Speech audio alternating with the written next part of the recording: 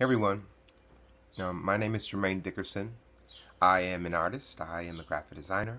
I'm a superhero enthusiast. I love Xena. I love Wonder Woman. I love lots of things. I love dinosaurs. Jurassic World was awesome. And I am also black. Today, or right now, I want to share with you a little bit about my story.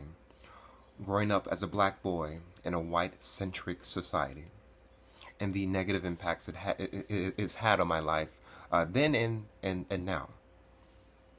Then I want to talk a little bit about my feelings about the current situations with Charleston and Ferguson and all that stuff, and what I think about all of that and how it makes me feel.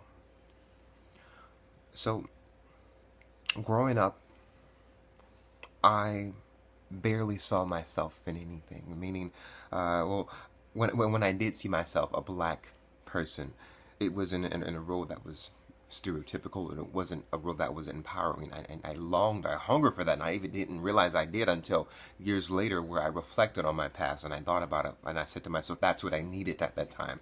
Because growing up, I would always pray to God to give me white skin, give me blue eyes, give me softer hair. I wanted all those things because I thought my black was not enough. I thought it was disgusting. I thought that the skin I was in, it didn't make me appealing. It didn't make me interesting. I wanted people to like me, to pay attention to me. So I thought maybe if I had lighter skin, different color eyes, if I didn't have kinky, nappy hair, then people would notice me. And I would pray and pray and pray every night, every night, every night. And then I would wake up the next morning and look in the mirror in the bathroom and see that I was still the same. I would be so sad, so upset, and I would say, why, Lord? Why, God? Why? Well, I prayed to you, and I told you I will give you anything. I will do anything for you if you do this one thing for me. That's all I asked for you. I was genuinely upset because I wanted that so much. I wanted to be white. I wanted those eyes. I didn't want the skin. So I wanted to be released from that. And so when I didn't get it, so again, I was upset. And then, like I said, I'm an artist too. When I would draw like superheroes or any other characters that I would make that were my own creations, most of the time they were all white. These characters that I didn't even realize what I was doing, again, until recently, until I reflected on my past, and they were all white. And at that moment, and I realized that they were white because, again, I did not believe being black was empowering or beautiful or something that deserved to be something heroic. And so I actually found the idea of a black superhero kind of weird to some extent at the time. Because unless they weren't stereotypically portrayed, then I didn't think a superhero could be like, there could be a black superhero like Superman, who's my favorite superhero, and like the idea of a black Superman was just really weird to me. I didn't want it. And so I grew up with a self-hatred of my skin and myself. And I didn't release it upon others. I just suffered from it myself, I fought against myself constantly. And so I would draw these white superheroes who had these Eurocentric features, who were idealized with, modelistic looking people. And through the years, I've grown, I've progressed, I've improved, and I've changed a little bit. Or a lot actually, but though there were still moments in the past where I struggled with my identity as a dark-skinned black man, as a man who didn't want to be. I didn't even want to. If I was, and I said, okay, God, if I wanted to be black, then if I have to be black, then why can you make me a little lighter? I kind of fought against that too, but now. Today I am definitely inspired and I am empowered by my blackness. I embrace it to the fullest. Though there are moments where I would sort of regress back to that mentality, I quickly snapped back and I said, no, absolutely not. I'm not going to let myself go there. I'm not going to allow myself to go to that garbage pit from which I worked very hard to get out of. And now I'm moving forward, and I'm very happy. Like, I love my hair, though it refuses to grow for some reason. Like, I gotta get my scalp checked because this is something else. Anyways, I can't. I love it. I love my skin. And in college, which I just graduated from college last fall, but in regards to black issues, like with the Black Lives Matter movement, with Ferguson, with Trayvon Martin, with Tamir Rice, and now Charleston, like in college, I didn't want to pay attention to that stuff because I didn't want to believe that the world was such a dangerous place, that it could possibly be that bad. I did not want to believe that. I didn't want to believe that I was the one being victimized. That I, as a black man, was the one that was being harmed by these events, these occurrences. I don't want to believe that my life was at stake because of this. So I chose to ignore it. I didn't think about it.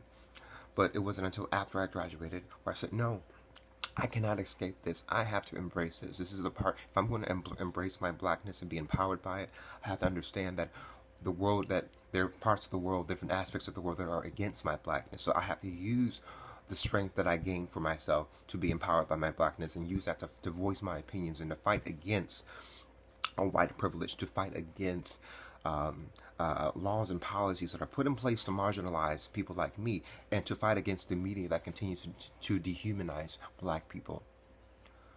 And which is what I'm doing right now, which is why I'm speaking to you right now, because I think this is really important. Now, to what's happening today, and there was a recent event in Charleston, South Carolina, where people were shot and killed. White men walking to their church and just shot people, killed people. That's unbelievable. I didn't want to believe that the world can be such an evil place, but it is. It can be. And I'm not saying all of the world is evil. There are many, many great things about this planet that I love and that I enjoy, but we also have to acknowledge that it can be a very, very dark place, because we can't accept one and not the other. Because if we want to work towards progressiveness and towards change, we have to educate ourselves on these matters so that we can actively change things. We can't choose to be intentionally ignorant. That's not okay. And another thing, and yes, while all lives matter, all lives do matter. All lives don't have the same problems. All lives have unique problems that have unique solutions. Like the Black Lives Matter is a different movement. The Black Lives Matter movement is a different movement than the Muslim movement, because they undergo, while they have similar attributes, they have very different problems that stem from different areas, or that stem from different forms of hatred. But it's still hatred nonetheless. But it's very important to acknowledge that while all lives do matter, we have to attack these situations in a very unique way. We have to take them case by case. There's no one problem solves everything. And I find that people who acknowledge or who embrace that concept of all lives matter, and the way I'm speaking of right now, are the people who will refuse to acknowledge the fact that white privilege exists, because it does. This is not an offense to my white brothers and sisters out there, and friends and people that I really dearly care about. This is not an offense to you guys at all, but you have to acknowledge that there is an imbalance, a great imbalance, that that the white power structure is in favor of white people. Clearly, it's been so for many years. History tells us so. And it continues to be so, as you can see how the media portrays black people, as I mentioned before, dehumanizes us. And then there is an imbalance of power. There's an imbalance of education. There is an imbalance of privilege. There is all these different imbalances in the world that we have to attack, that we have to solve. But before we make this change, before we can do anything like that, we have to embrace the fact that change has to occur, that it needs to happen. Then we need to ask ourselves, why is it this way? Then once we know why, we can work towards actively changing it. So that's what I'm trying to do. Like, I don't have a lot of money. I'm broke, man. Like, I remember one day I struggled just to get some Cheez-Its from the dollar store. Like, that's how broke I am. I'm a starving artist. But you know what? I'm trying. And I know there's a need out there for people to be inspired. And I'm going to work work with those people. I'm going to connect with them somehow, because I need to be inspired sometimes too. So I want to get with people like-minded, people who are like me. So for me, I use my art, I use my design, my voice, like I'm speaking to you right now, I use that as my tools to hopefully make a change somewhere. And moving forward, I will continue to do so. Though sometimes I am definitely scared. Like, sometimes I'm scared for my life to go out there in the world. Like, why would I want to step outside knowing that there's a possibility, that there's a chance that someone would want to destroy me, who would want to see me dead, to see me shed blood because of the color of my skin, because my lips are full, because my nose is wide, because my hair is kinky, it's not straight. Why? Sometimes I question, why would I want to step outside? But I'm not going to let that fear overcome me, because I know change has to happen, and I and everyone else, my black brothers and sisters, we have to be bold, we have to be brave, and step up against this evil. That's exactly what it is. And if you are with us, if you are white and you're non-black or whatever, you would understand this. You would educate yourselves on this matter, and we would love it if you would join us, join hands with us, and move forward with us, because we want change for us. Yes, we do want change for us, and we would love it to have your help as well. So again, my white brothers and sisters, if you really want to help, voice your opinion as well. Black brothers and sisters, this is actually to everyone. If you grab the nearest black person, your black friend next to you, or you see them, ask them if they're okay. Give them a hug. You don't know, that hug can that hug can possibly save their life. It can make their day. Even if it makes them smile, that still matters. That's really important. All that is very important. So, in closing, I just want to say, continue to be empowered. I know what it means to be powerless, to feel dehumanized. I know what it means to feel that way.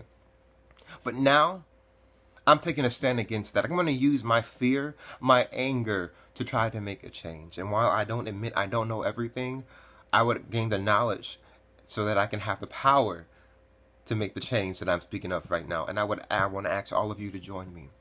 Join me on this movement towards making progress, true progress. Okay? Thank you so much for listening, and I really hope that my words inspire to touch some hearts out there. And yeah, so again, my name is Jermaine Dickerson. If you'd like, you can follow me on Twitter at Jermaine Design. I'm also on Facebook. And so yeah, thank you so much for watching, guys, and I really do appreciate it. Bye.